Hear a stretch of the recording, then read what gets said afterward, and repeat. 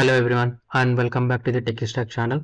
So today we'll try to explore one more new topic. So before exploring the topic, I have to say one thing.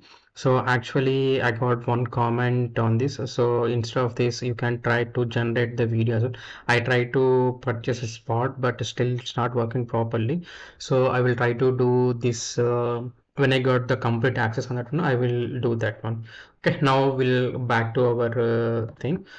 So still few or many organizations are using this pivot tables. So we're discussing about this pivot table. So why this pivot table makes matter means, for example, if I have this much of data, so out of this data I want to see how many courses are available. So if I go and apply the filters, then I get to know BSc, BCom, BTech, MBA or BA, and out of this I have the cities, which year, this stuff are there. So I want to know, for example, I want to know how many courses are available and what is the total for the BCom. So when I apply the filter here, BCom, so I will get only for BCom. So then I will get to know the count. The count is 1021.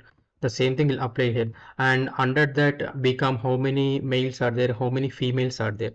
So when I go back to here, so after that I need to go and put the filter on gender again. So then only I will get to know. So males are females are 519 are there. The same thing. So I want to see the overview of this data into the pivot table. Why question is the why pivot table? We have the slices. I mean we have the Power BI and we have some more other things. But why only pivot table means still many of the companies are using these pivot tables because this is a free of cost and it's a predefined inbuilt. I mean when you're installing our OS, so automatically the Excel setup everything's done. So that's why many companies are preferring go with pivot table.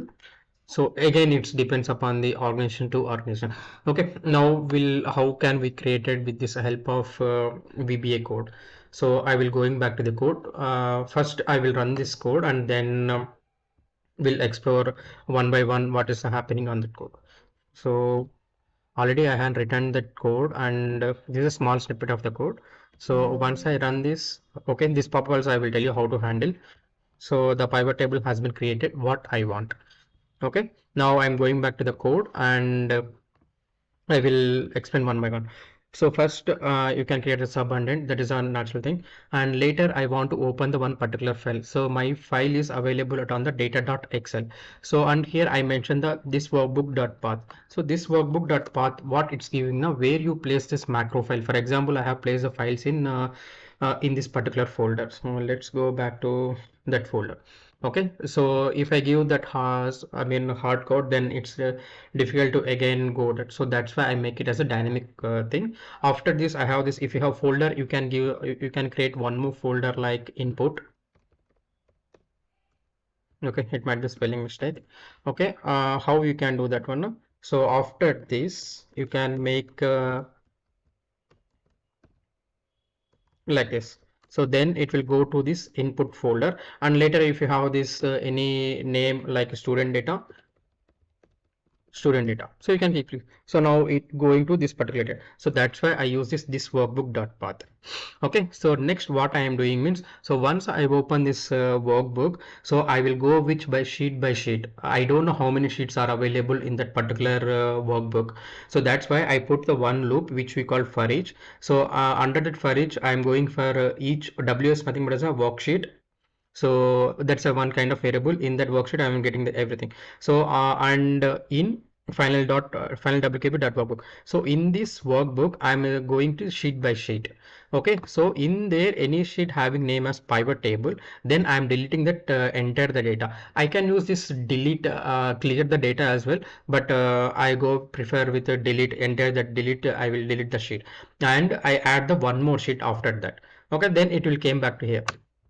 After this I'm creating the pivot cache. So first of all, if you want to create the pivot table, you cannot go and do that. First of all, you need to create the cache of that pivot table, and then we need to create the pivot table.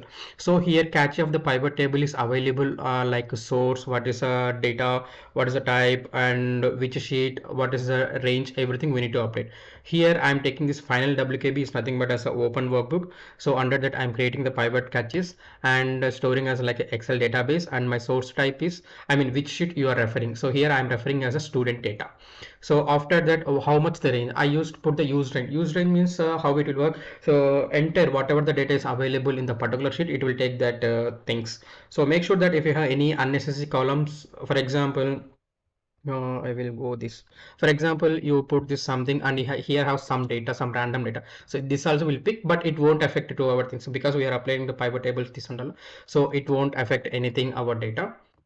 So after this, I'm creating this pivot cache. So this cache is nothing but as the how the pivot table will build, and it has the what type of name you want to create. So you can create this any name of this pivot table 2, 7, 10 or whatever it may be. You can go with that, not in a problem. And next, this is the cache of the things. So here what you want to do. So either you want to go with the course or gender, or you want to go with some other cities, years. So whatever the data you want, you can add this here. Okay, so these are the stuff is available, how we can create that pivot table. Now we'll go one by one. Okay, so you can press F8, it's go for the debug mode. And while running the VBA code, you must should, for example, if I keep here and if I press F8, it won't work. The cursor should be in between of this one. I mean, in between subject and end. So or else at the end of the subject, as it will work. So it should be in between that. Okay, now first step is it will open the workbook. So it has opened that particular workbook. So under this workbook, I have the two sheets. Right now we executed corner, so that's why you can see the two sheets. The first step is I will remove that. I will delete this one sheet.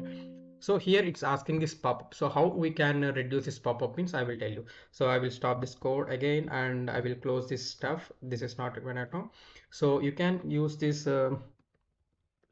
application dot display alerts equals to false, and again application dot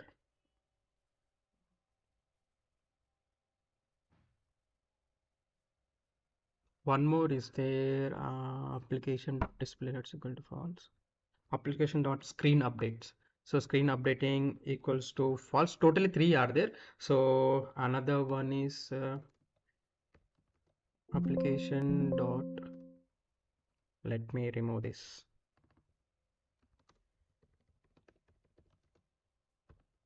application dot events, some enable events is it. Yeah, enable events equals to false. So the main thing is we can give this display alerts and screen updates. These are the mandatory, and enable events is the sometimes we need to use, but not for that. And this is the closed loop. At the end, if you're using, you can keep it as the true everything. So this is generally how we are following the very high-end hierarchy or structure. So right now this is not required. So just I put on the top side. Okay, and I will go one by one. Now I open the workbook. So now if I delete that sheet, it won't ask. But backend, if you see this one, sheet got deleted. So like that, we can disable the pop-ups. And one more thing, so you can see the update links equals to false, because sometimes when you're opening our Excel workbook, it gives us some kind of pop-ups because sometimes we are getting this data from the what you call this one shade drive or OneDrive, or having user will keep some links inside that. So while you are opening that, it might be get some kind of pop-ups. So that's why we use this update links equals to false. Then it won't get any alerts of directly it open. Okay, now it will create this pivot table. So if you want, you can add at the end sheet as well. So you can just take the count of that and you can add that. So right now I created directly here. So it created the pivot table. Okay, now it will go for the two sheets. So when our sheet is matched pivot table, then only it will create. So next it will create the pivot cache. So it create the pivot cache, but it not show that visibility in the Excel sheet. So now actual thing is here it will create that. Once this step is completed, now you can able to see one structure. So this is structure pivot table. So you can see this pivot table one, because we given the name as pivot table one. So you can put any number of names, whatever it may be you want, you can keep it that one. Okay, after this I'm with the pivot table, I'm adding all the stuff. So you can see this one. I will show you one more time. I will put side by side, then you will get some easy understand. So I will put this and I will put code like this again. I will start from the scratch. I'm scratching from the pivot table creation. So it created the pivot table, it got created, and I'm adding the values one by one. So you can see this one. Now previous how, what is our agenda? The same thing we created this one. For example, I will tell you one more stuff here. So here one more catch is here. Why we can keep this is on the top? Because I will tell the reason. I will show you reality here. So, I mean, this question will happen while you are developing. Sometimes, if you put this top, so you cannot see this structure of the pivot table. For example, I will delete this pivot table one more time. So now I will create this pivot table again. So now see, so earlier it was different, now it got different because if you put this on the top, it won't affect. So first of all, whatever the counts, whatever the sums, those and all keep on the top side. Later you need to keep these codes like rows and fields. This should be, I mean, rows and column fields should keep on the downside. So then only it will work. I will show you here now. So I will put on the downside and I will run this. So when I run this, okay, I will remove from here first of all. Okay, then it got taken first and columns and finally row. So how the structure? So this is a structure which we need to follow while you are creating the pivot tables. So this is a very sample things. And later tomorrow, if someone asks, I want to put the mail, it should be the in the first. Like if you drag and drop, for example. So I mean, when you drag and drop, na, this came to the, for example, some peoples will ask, male should become on the first, female should become on the second, or sometimes when you put the years, for example, here you have the years, na, I will put it in columns. So these years, if you see here, the years which is not it not sometimes which not having in this align format, 2024 will become on the first, 2024 sorry 23 will come on the next, disorder way. So how we can put it in the order ways, or might be some things they have some set of grains. So these and all also we can do in this pivot table. So I will explain how we can do that as well from the upcoming sessions.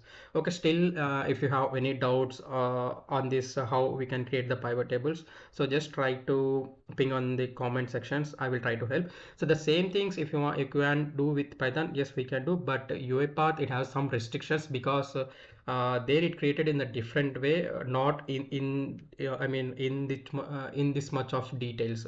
So that's why when you say pivot tables, the best option is VBA, and if you want you can try with the Python, but UiPath it's slightly complex.